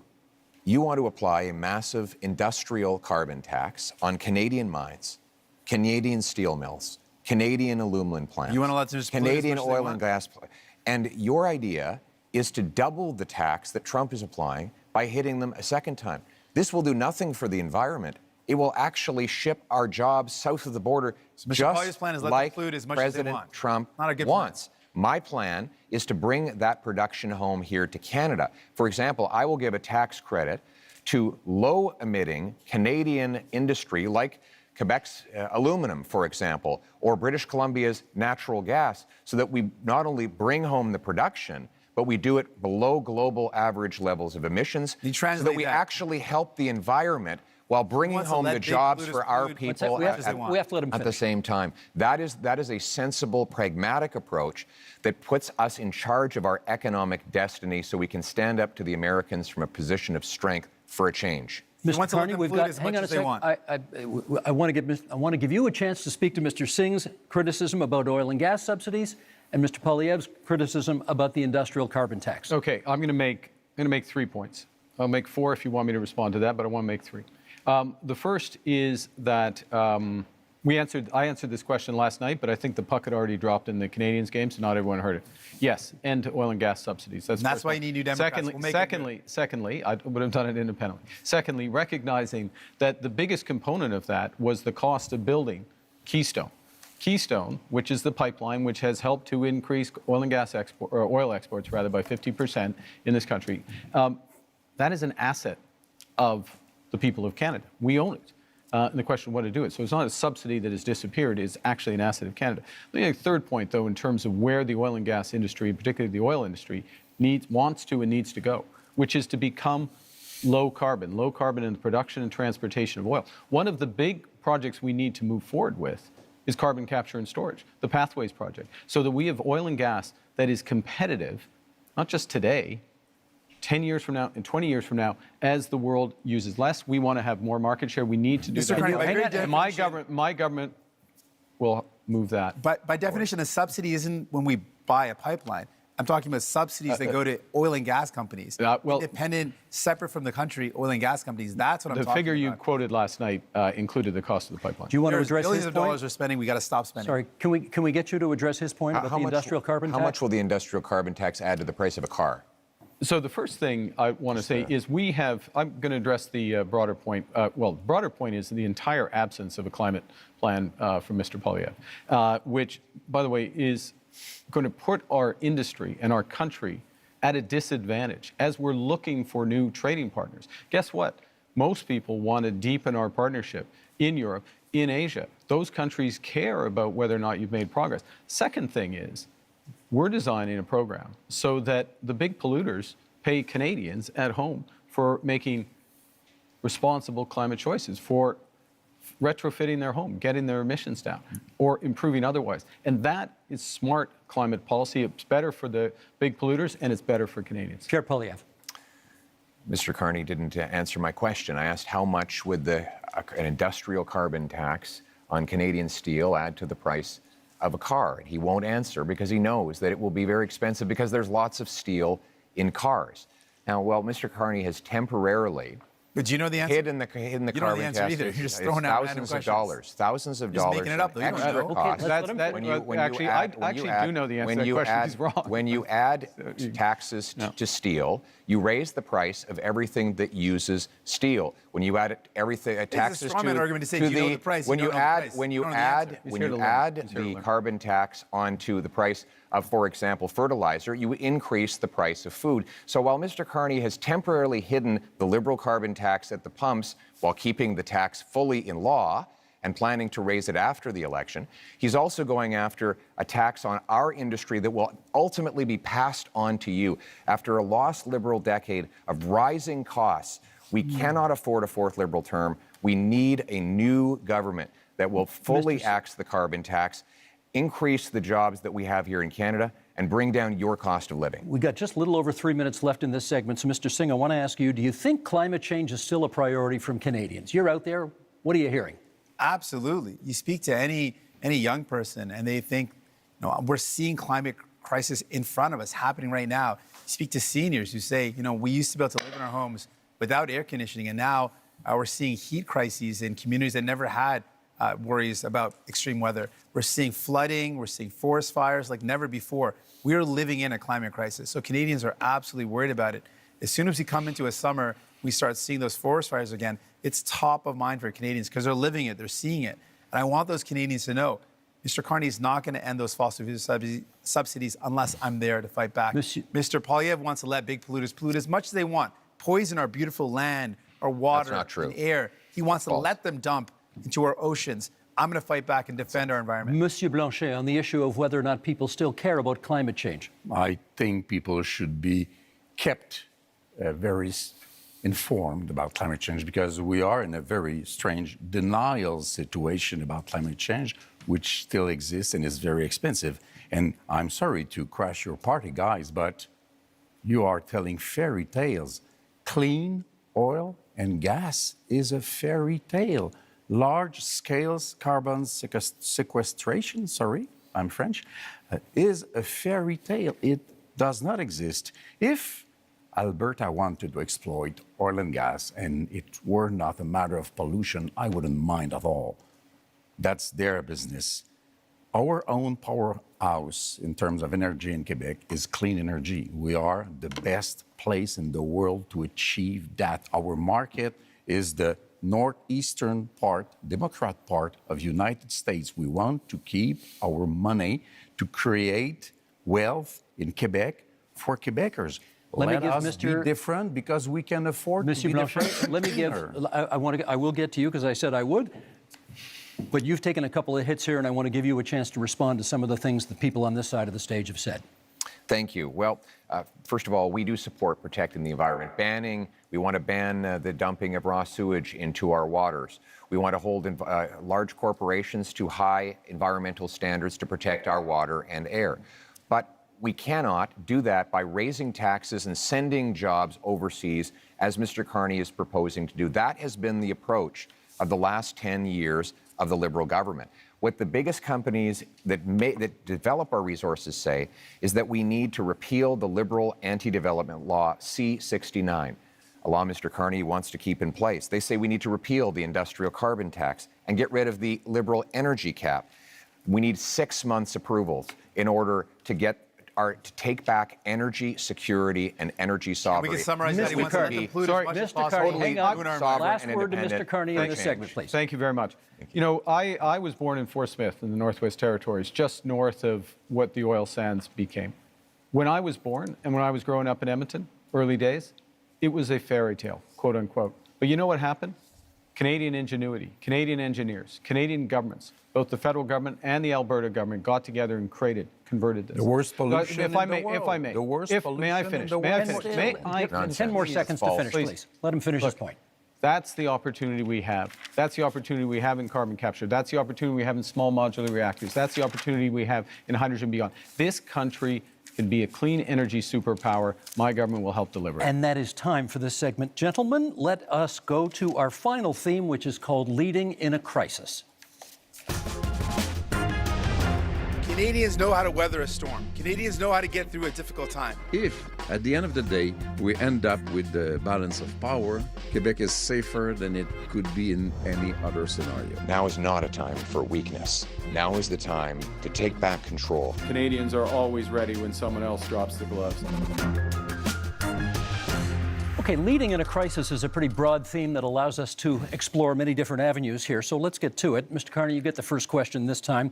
We haven't balanced a budget in this country in 17 years, and 10 of those years were under your party. You have pledged to get us to a balanced budget in 3 years. Question is, how?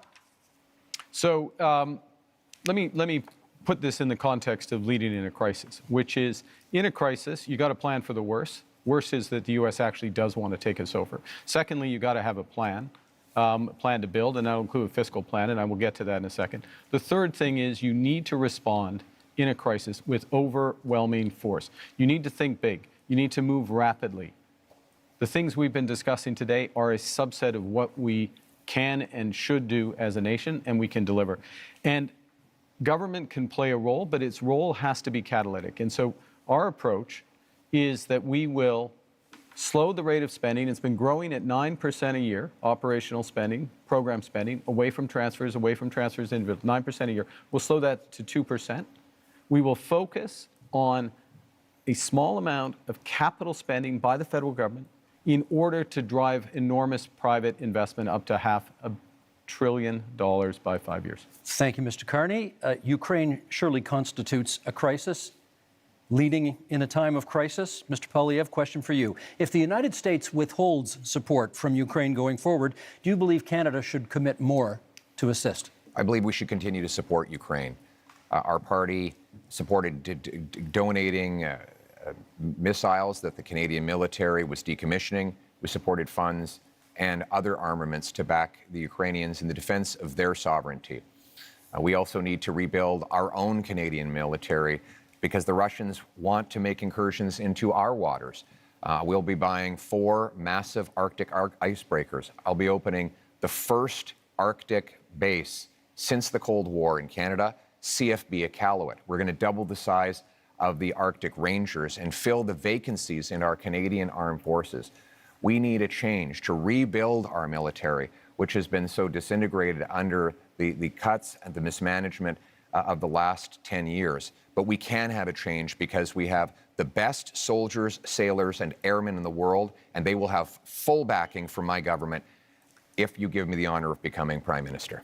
I may come back to that one in the open forum because I'm not sure we got an answer about Ukraine on that one, but okay. Well, going on. Monsieur Blanchet. The answer was yes.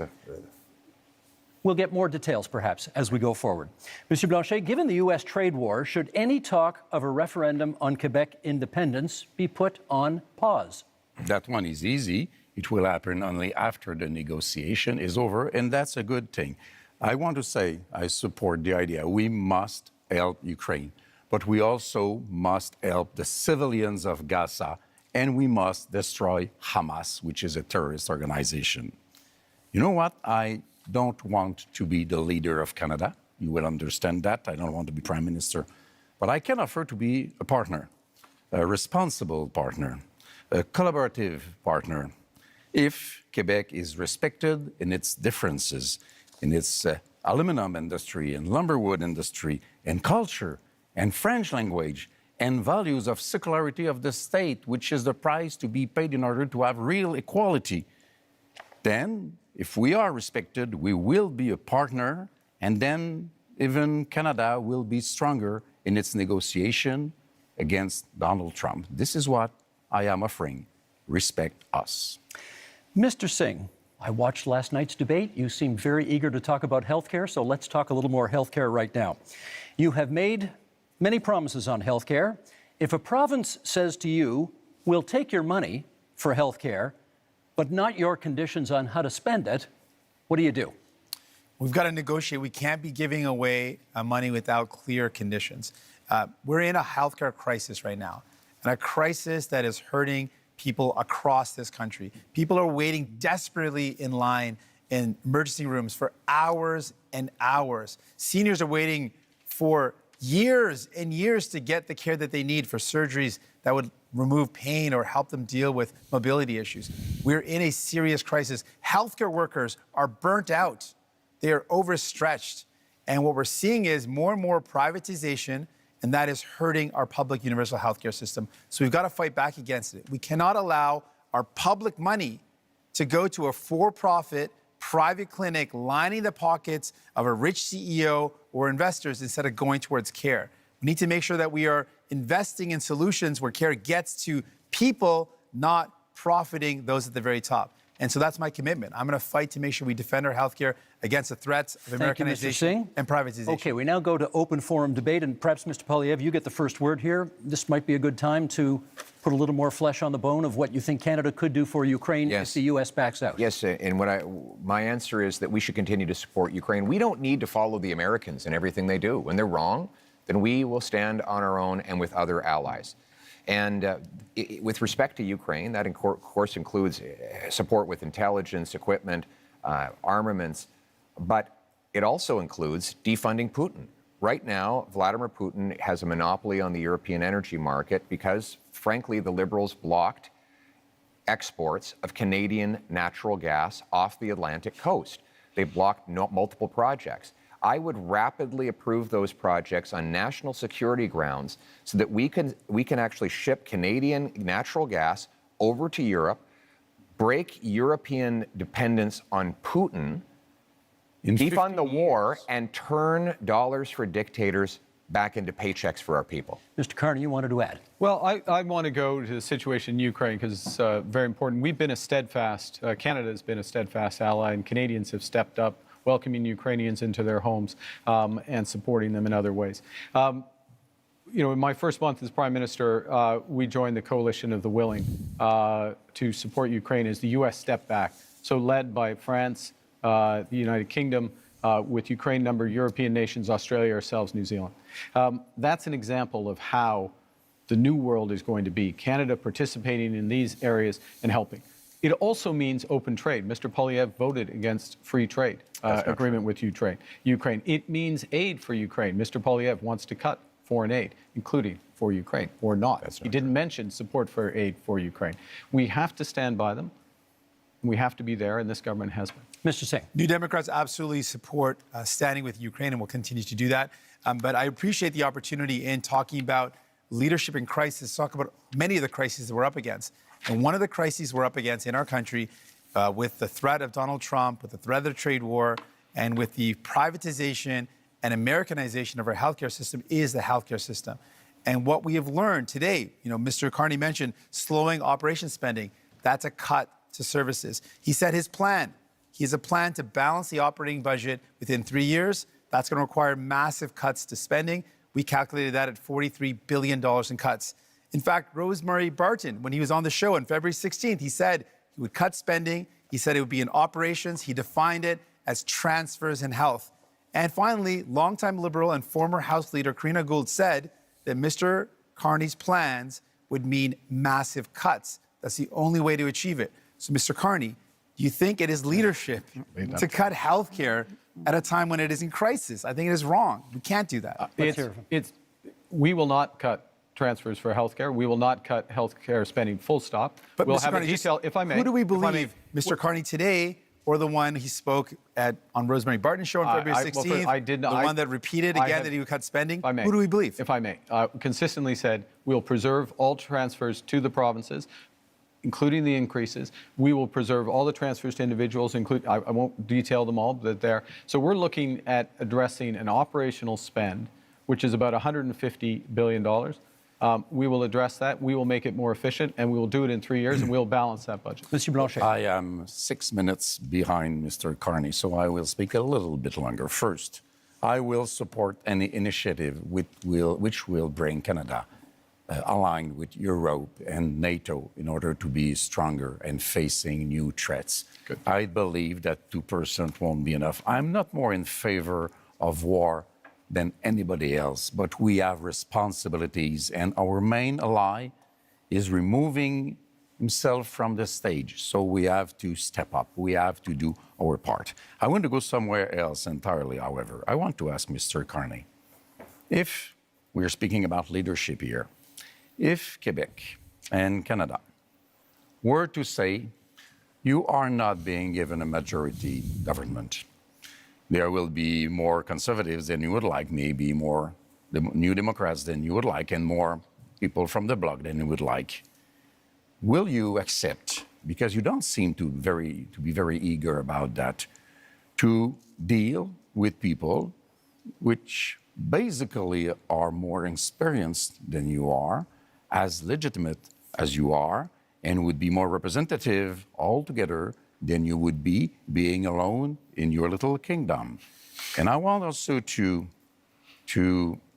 propose to you all guys that 1 week after the election, we all meet, whatever the result, and we start dealing with this crisis together, because this is what people, either they are from Alberta or Quebec or wherever, this is what people expect from us. Mr. Carney, is that something you could get behind?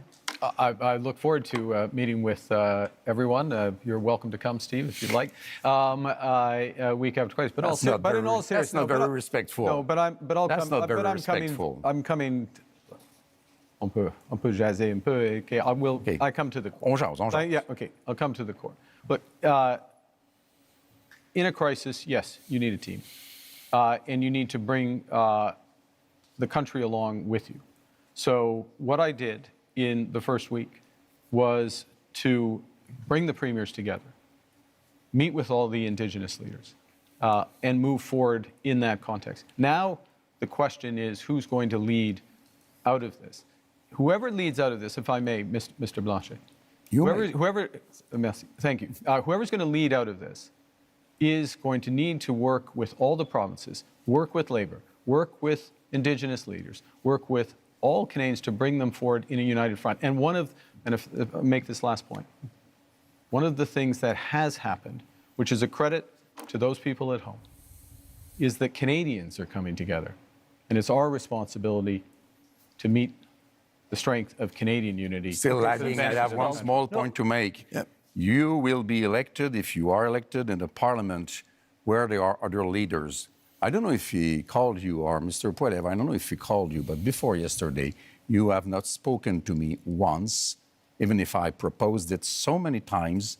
But you say, I speak to provinces' leaders. You're not elected in provinces. You are in a parliament where people are to make decisions which might not always suit you. But this is democracy, which you don't know too much about. I'm going to jump in here because I'm noticing what the clock is saying, and you brought up Gaza earlier, and I think our audience would be interested in hearing your views on the other major international crisis facing the world right now. Before we get that, just to finish up on the healthcare, I just want to speak to healthcare workers right now who are deeply worried about the status of our healthcare system, to Canadians who believe and love our universal public healthcare system, to patients who are stressed out. If you're worried about which Mr. Carney to believe, the one today or the one who spoke on 3 shows and said he would Mr. cut. Singh, I Vote for think- New Democrats, and we will fight to defend our health care. I think your we will never supporters let would really anyone like cut to it. hear what you have to say about this question, and we have less than 5 minutes for it here.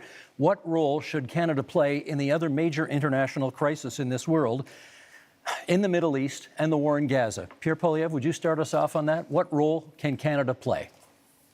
Well, first of all, we must condemn Hamas, and more importantly, the terror sponsors in Tehran who initiated the attacks, the horrific attacks of October 7th. We need to defeat the terrorists so that all the peoples of the world can live in peace and defend the right of, yes, Palestinians to have their own lives free from the oppression of Hamas dictators and Iranian intervention, while Israel has the ability to live in freedom and peace. But I also want to say, we need to get back to the Canadian tradition, which is that when people come to this country, they leave foreign conflicts behind. The rampaging riots targeting Jewish communities is utterly unacceptable, and it points to the growing chaos that we see on our streets after 10 years of incredibly irresponsible Liberal policies, of weak borders, of dividing people into groups, of saying one thing to one group and the opposite to another, dividing and conquering. We must end that division and unite our people so that everyone feels safe, and that when we come here, we put our foreign conflicts behind and we put Canada not, people, first. Mr. Singh, come from countries from around the world, and they care deeply about where they come from, and they should be able to do so. That's a part of being in our country, to have that freedom. Your treatment of Palestinians has been frankly disgusting. Your treatment of people who provide care and service for people in Gaza has been disgusting. On top of that, people in Israel and in Palestine deserve to live in peace and security. And Mr. Carney, to date, you've not acknowledged that what's going on in Gaza is now clearly become a genocide. It's important to call things out as they are, and you've not done that. Mr. Carney. We need to work, to go to your question, we need to work with our international partners, maximum pressure, maximum encouragement for an immediate ceasefire. That's the first thing. Encourage the return of all of the hostages. Resumption of humanitarian aid. My government put in place $100 million of humanitarian aid, which is ready to go. With respect to where this ultimately goes, yes, two-state solution, but it has to be a viable and free Palestinian state, living side by side in peace and security with the state of Israel. I will underscore one other thing. Mr. Poilievre rightly mentioned Iran. The Iranian sponsors in this region, we have to be clear-eyed about the fundamental risks of Iran and do everything with our international partners to check it and turn it. Mr. Blanchet. If we are to work together, we will have to be consistent. The Jewish community in Quebec and Canada is harassed by a very little minority of radical Islamists. And we don't do so much. The law in Canada says that somebody may invite people to be violent, to propose genocide against another people, if they can be hidden behind a religious motivation. They are in agreement with that, they are in agreement with that, they are in agreement with that. And we say it is a crime to invite people to violence and killing other people, and this is what is being done very often in Canada and Quebec with the approval of the Criminal Code of Canada. And we are saying this has to be changed. We have to change what we do before we want people elsewhere to change what they do. Last minute in this segment, Mr. Poilievre. This is about crises and leadership. And one crisis we have is in immigration. Because of this Liberal government's commitment to a radical policy called the Century Initiative, which seeks to bring our population up to 100 million people, they have allowed massive overcrowding in our communities. That has caused housing shortages, job shortages, Don't blame immigration for the fault of your government. And if I could, the fact that you did sorry, not I didn't interrupt housing, you. I did not interrupt you, sir. homes, I did not wrong. interrupt you. Don't blame. I do not blame. Your If I could, let him finish. I do not blame immigrants. I blame the Liberal government, which brought this policy on. And Mr. Carney wants to continue with the Century Initiative. This is crazy. We have to get back to normal levels of immigration, get rid of the fraud in the temporary immigration system, and ensure that the people who come here can arrive in numbers that we can house, employ, and care for. That's how it always was, and that's how we're going to restore Thank you, Mr. Poilievre. That is our time for this segment. Those are our 5 themes, but we are not done yet. We are entering the next section of our debate tonight, what we're calling the leader's choice, something a little bit different. Each of you will get the chance to ask a question, any question, of any other leader. You can then debate the answer, and each one on one will last for 3 minutes. So, Mr. Singh, you have the first option here. Who do you want to ask your question of? Mr. Carney. Go for it. Mr. Carney, as chair of Brookfield Investments, your company is one of the biggest tax dodgers in Canada. As chair, you approved decisions where Brookfield Investments bought up affordable homes, kicked out the tenants, and jacked up the rates. As Prime Minister, one of the first things you did was a tax cut that helped out mostly millionaires. And you have a plan to cut services for people. Now, I expect that of Mr. Pierre Poilievre and the Conservatives. That's very much a Conservative plan. But my concern is that doesn't sound like what people want for a Liberal leader. So my question to you is, Mr. Carney, whose side are you really on? Thank you very much for that question, Mr. Singh. I'm on the side of Canadians. I'm in this for Canadians. I work for Canadians. But your track record doesn't show that, though. No, I have a track record of public service for this country. Go back to something Mr. Blanchet referenced earlier, which is have I resolved any crises? We're in Quebec. If you ask anyone in the finance industry, if you ask anyone in government in Quebec in 2008, they'll know that I resolved the biggest crisis in Quebec. Yeah. You want to have fun? But 60 million. But I'm in fairness with Mr. This is for these two. Mr. Singh. Yes, I have had a long career in the private sector. I'm proud of that career. I've always acted with integrity, and it brings me with experience that I can apply in this moment of crisis. And you certainly have served the country. But the problem is, who have you served? You've served to benefit those at the very top. You jacked up the price of homes for people living in affordable homes as a strategic decision. You dodged taxes. And then your decisions as Prime Minister show you're not prioritizing people, but you're prioritizing big business, billionaires. So what have we done as a government directly? So we've gone directly to workers using all of our proceeds from the tariffs, committing all of them for workers, the workers most affected in industries. The employment insurance isn't unlike others who plan to use them to cut taxes. We are focused on. The amount of the EI is not high enough, though. You have to accept that. Right now, there will be additional programs. I am fully confident that the next government, whatever government is formed, or certainly if I'm in the next government, we will make additional programs. But you didn't do that so far, though. Well, I can't. You couldn't. Well, you couldn't, given that we're in an election process. You could have increased the amount, though. May I make a core point here, if I may, which is that when you think about workers here today and people watching at home, particularly younger people, there is an enormous opportunity in the trades, in the skilled trades. We are going to build this country in a way that has not been seen before. We are literally talking about hundreds of thousands, not jobs, but careers in the trade. And that's why we're investing in apprenticeships and mid-career. But I think people are worried, Mr. Carney, if New Democrats aren't there to force Liberals to make sure they remember about people they will forget. Gentlemen, that is time. Thank you for that. Monsieur Blanchet, you have the next question. To whom would you like to put it? Mr. Carney, you avoided quite I would say, skillfully the questions of Mr. Singh. But first, let me correct something.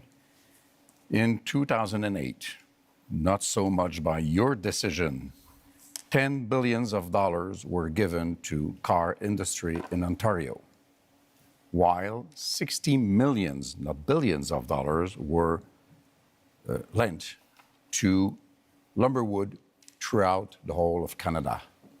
I don't believe that's the right way to manage a crisis, since you did not recoup the money from the car industry. Then, you have been the manager of Brookfield. It's supposed to be a green investment fund, but we now know that 50% of the investments of Brookfield is in fossil fuel. It's not so green. You seem to want to support oil and gas industry. That's interesting. You want to support prefab housing, and it's also in the investments of Brookfield, but not in Canada. You want to support nuclear power, smaller reactors, which are more dangerous, by the way, And Brookfield has investments in Westinghouse. You have hidden the money of Brookfield in Bermuda and Cayman Island, $30 billion.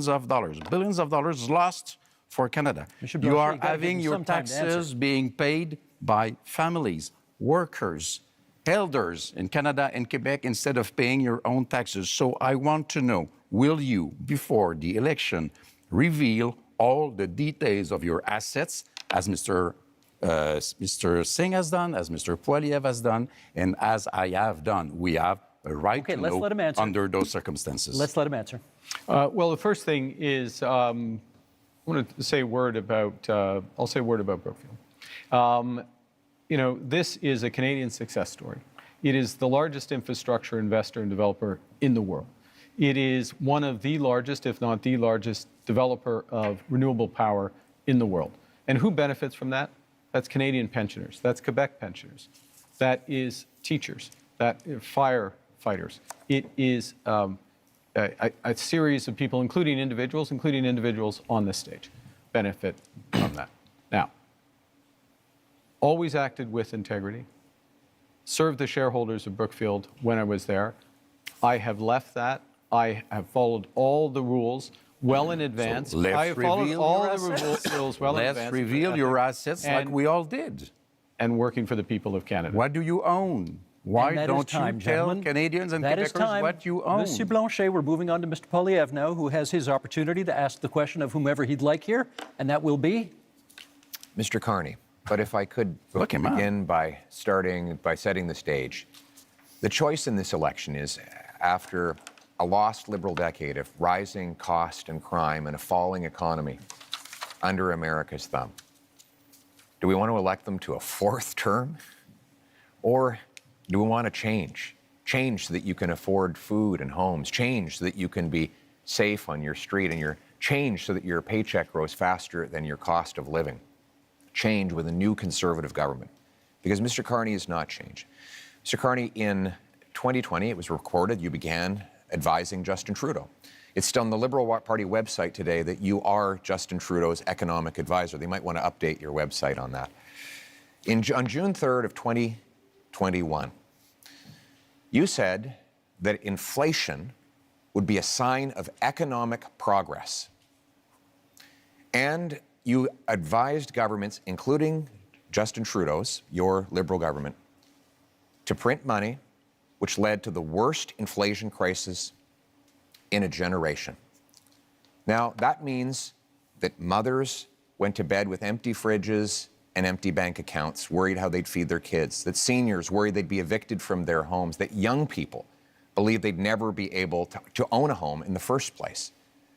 Now, in retrospect, that you look back on the Liberal decisions that you advised Justin Trudeau to take, will you look at the camera in the eye and apologize to the many people who suffered as a result of the inflationary policies that you advised Justin Trudeau to implement? You know, I said earlier, but I'm going to say it again. I know you want to be running against Justin Trudeau. Justin Trudeau isn't here. Are you denying you were his economic advisor?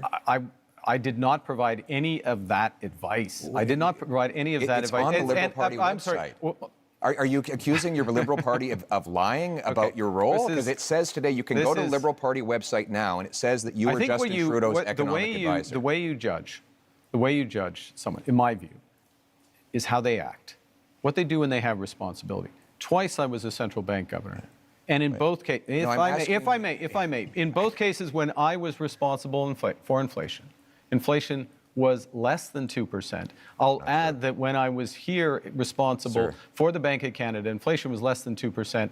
Our dollar was at parity. That is the kind of success that I can deliver for this country coming out of this crisis. And what is at stake here? You were the economic advisor to Justin Trudeau that gave us the worst inflation that we have had in a generation, because the policies that you implemented and those of the MPs that are still in your ministry. To the fellow Canadians, crisis which the last 10 years has been about the Liberals. The next 10 years should be about you. And that's time. Mr. Carney, the good news is the next question is yours. Well, I'm going to ask myself a question. Actually, I'm going to ask a question which has been troubling me. It's troubling me because, we are in a very dangerous and divided world. Who is it to? I'm going to ask a question of Mr. Poilievre. Why not? We're in a dangerous and divided world. We talked earlier about the challenges in the Middle East, the threats from Iran, threats from Russia, Russia's aggression in Ukraine. We have the threats from China, which I raised. We have the United States, which is fundamentally changing its security relationships, its commercial relationships. We have all this. And in the context of that, everyone on this stage, Mr. Blanchet, Mr. Singh, myself, we have our top secret security clearance. We have our top secret security clearance. I got mine within 3 weeks. It wasn't hard, but I felt it was important that I had it so I could be in a position to be informed about that dangerous world and take decisions at. And Mr. Poilievre, it is now 950 days, if my numbers are right, since you've had the opportunity to get your top secret security clearance, and you've refused. Why? Well, first of all, I have got my security clearance when I was a minister. I got top secret clearance at the time, so there's no problem getting that. But when the government made this recent offer, they said that if I got the secret security clearance briefings, that I would be gagged under the security law, and I could be prosecuted if I spoke freely about matters of foreign interference. Now, given that Canada has experienced Chinese interference by Beijing, the government of China, in 2 consecutive elections, I needed to do my job to speak freely without fear of prosecution. And that was not something I would be allowed to do. Even Thomas Mulcair, the former leader of the NDP, said that when he was the leader of the opposition, he never would have accepted the kind of gag order that your government and Mr. Trudeau's government was attempting to impose on me. And it's good that I'd made that decision, because it has allowed me to speak freely about things like the case where one of your candidates, sir, actually said that he wanted to send a political opponent to China under a bounty threatening his life or imprisonment, and you refused to get rid of him. Now, it might have something to do with the fact that you went to China not long ago to get a $250 million loan for your company. But the reality is, you refused to stand up for a Canadian who was being threatened by a foreign government, and I was able to speak freely on that matter because I refused the gag order that the Liberal government attempted to impose on me. Well, there's a couple of interesting things. I think people at home have seen a robust debate here, and it's been a robust campaign, and it has not stopped Mr. Blanchet or Mr. Singh at times during his campaign by making challenges with respect to these issues. So one can address it. I will observe, as someone with the top secret security clearance, that China is not the only country that is accused of foreign interference. And gentlemen, that is time for this segment. That's our time. Now, closing statements are still a few minutes down the road, so we have a little bit of time for some quick hit Q&As for each of you right now. Short questions, 45 seconds, please, on the answers, and we're going to go left to right as I look at you right now. Mr. Poilievre, you get the first question. To the best of my knowledge, you have not offered a hard timeline, as the other parties have, to meet Canada's NATO commitment of 2% spending on defence. When would you hit that target? My aim will be to 2030. That said, when we renegotiate our trade deal with the U.S., I know it's their priority to see us increase our military budget. One of the things I will say to the Americans is the more free trade, tariff-free free trade we have, the faster we can rebuild our military in Canada and reassert our sovereignty. And we will use that money to have heavy icebreakers in the north, Poseidon aircraft, fighter jets, a new base in the north, double the Arctic Rangers, fill the vacancies in the armed forces, and rebuild the warrior spirit that characterized our military since the birth of our country. We will rebuild our forces, and we will stand behind our veterans. Thank you, Mr. Poilievre. Mr. Carney, your question. You have cut both the consumer carbon tax and the capital gains tax increase that you inherited from your predecessor. Is that an admission that the Liberals made life less affordable for Canadians? I think let me give you the rationale behind both of those changes. First, with respect to the consumer carbon tax, in effect, it become too divisive for Canadians. Canadians received rebates. On the whole, they received more than the tax actually was. But some had represented that it was a tax without a rebate. It became divisive. It didn't serve its purpose. It made a relatively modest contribution to overall climate goals. I got rid of it, first act, made Canadians whole. Secondly, but with respect to the capital gains tax, it's come up again, I'll be quick. This is a fundamental issue. We need to build this country. Builders, innovators, entrepreneurs need to be rewarded. That's why I brought it back. And that's time. Thank you. Mr. Singh, would you change the existing cap on immigration? I've said that the level of immigration, first of all, we need immigration. It's fundamentally important to our country. And we speak to any small business owner, you speak to people here in Quebec, you speak to farmers.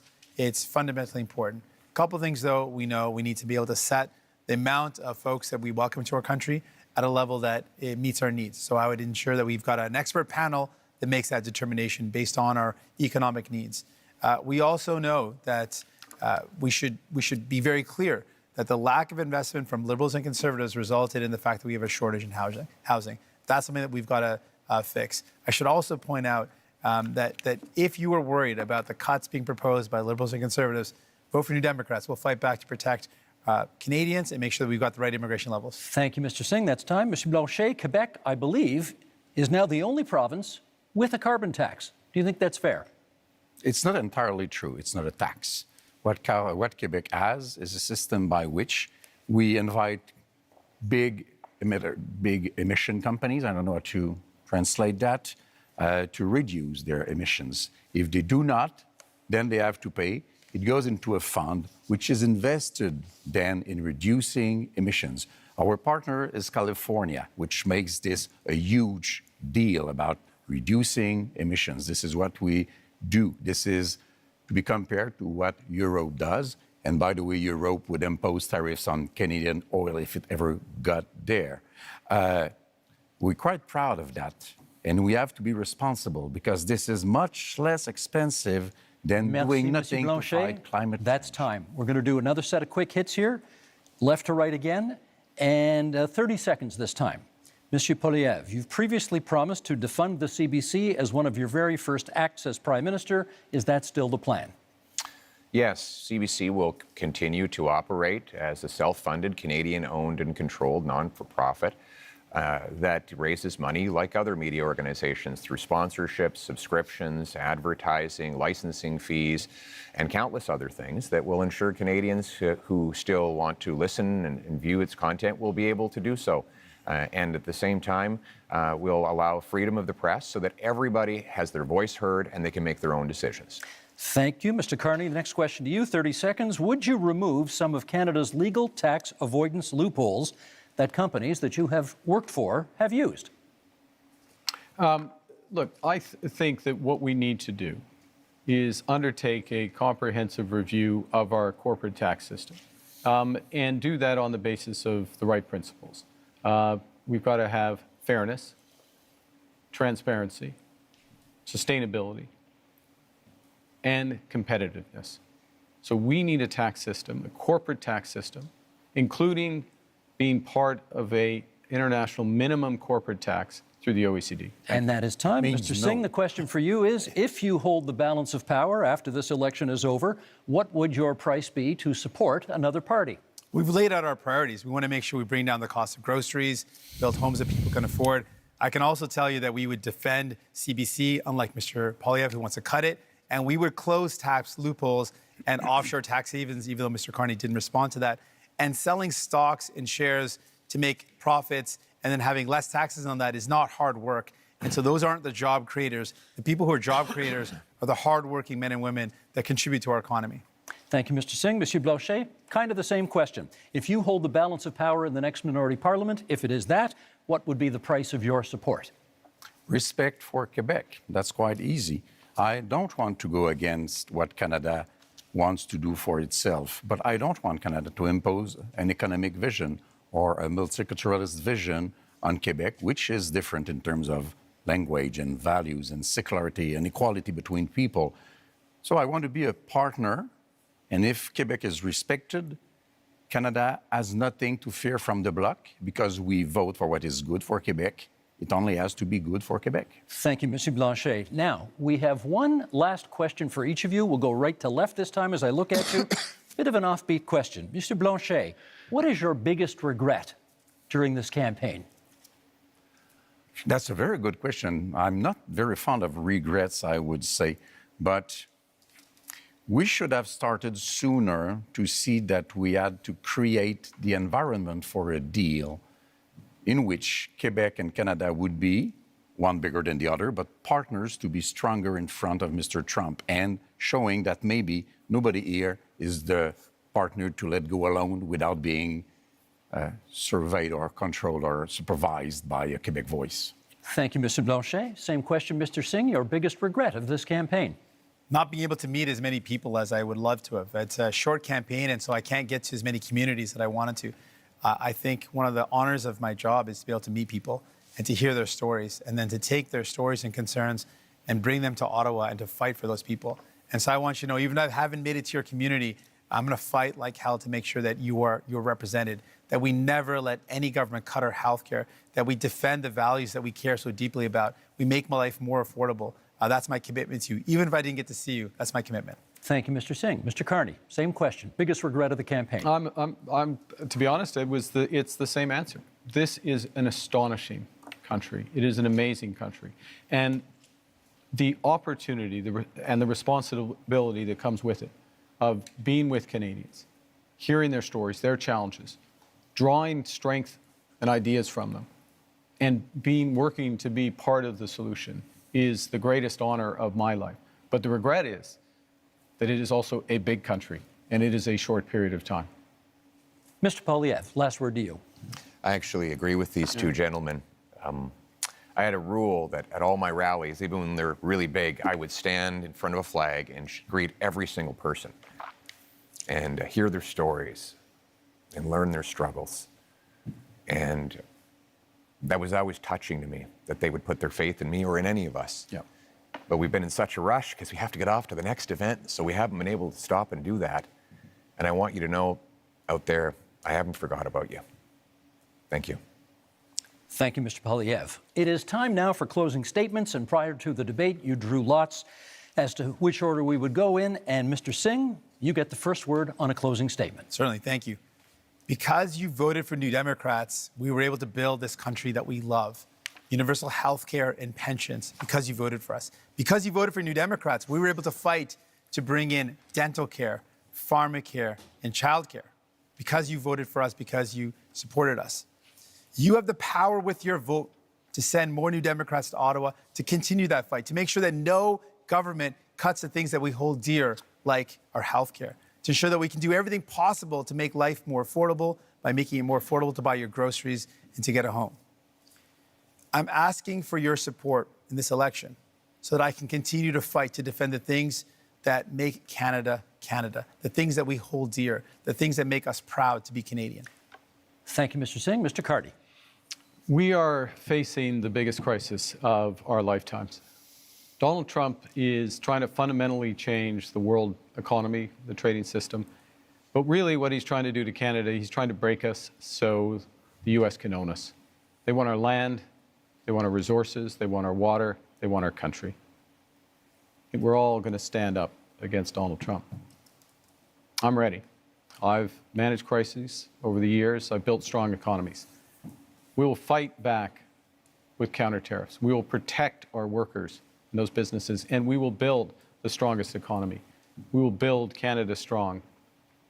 I'm asking for your support, the honor of doing so. Thank you. Thank you, Mr. Carney. Monsieur Blanchet. For 260 years and a little bit more, les Français, devenus des Canadiens, devenus des Canadiens français, devenus des Québécois, you have tried to have them become Canadians like all Canadians. But to no avail, we are different. So let's be economic partners. Let's have a voice chosen by and for Quebecers, an ally for Canadians as equals in front of Mr. Trump. Monsieur Poilievre. Only in Canada could someone start where I began and get to this stage. I was born to a single mother and adopted by school teachers who raised me to believe in the incredible Canadian promise that anyone who worked hard could do anything. That promise feels broken today. Many of you worried about paying your bills, feeding your families, or ever even owning a home. You're worried your kids are in danger. But I'm here to say it doesn't have to be this way. With change, we can restore the Canadian promise so that hard work gets you a beautiful house on a safe street under a proud flag. We can do it with hope for a change. Gentlemen, thank you for a very spirited debate tonight. 2 quick points before we go. Number one of you celebrated your 60th birthday yesterday on this stage. Yves-François Blanchet, bon anniversaire. Bon anniversaire. Merci beaucoup. Merci. Secondly, you'll notice we didn't have to change the time of this debate because the Leafs already clinched the Atlantic Division title, and therefore we didn't need to move the debate to accommodate a hockey game. I'm getting back at my colleague who was in this position last night, and okay, go Habs go, that's fine. With that, we're done. Thank you, leaders, for being here tonight. We are just 11 days from Election Day, April 28th, but there are many ways that you can cast your ballot starting tomorrow at advance polls. If you intend to vote by mail, that deadline is right, and we hope you use it. Thank you so much for being with us tonight. I'm Steve Paikin. Good night from Montreal.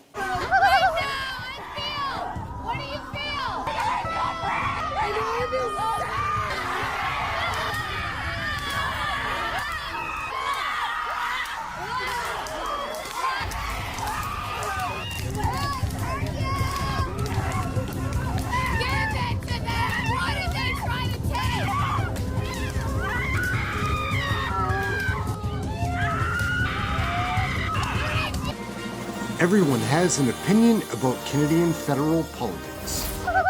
Oh, yeah. This is your last chance. After this, there is no turning back. You take the blue pill. The story ends. You wake up in your bed and believe whatever you want to believe. How many kids did you molest from Jeffrey Epstein? You take the red pill. You stay in Wonderland. And I show you how deep the rabbit hole goes. Start pawing through my garbage like some starving raccoon. Release the hounds. Do I have your attention now, Liberals and NDP? Do I have your attention now?